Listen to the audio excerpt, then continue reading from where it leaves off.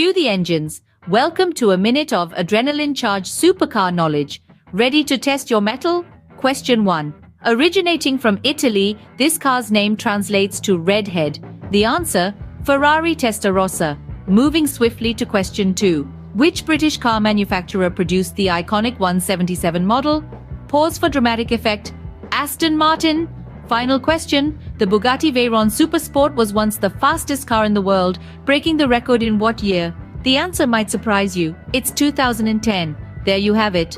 A quick trip down the fast lane of supercars. Keep your engines revving and stay tuned for more high-octane trivia.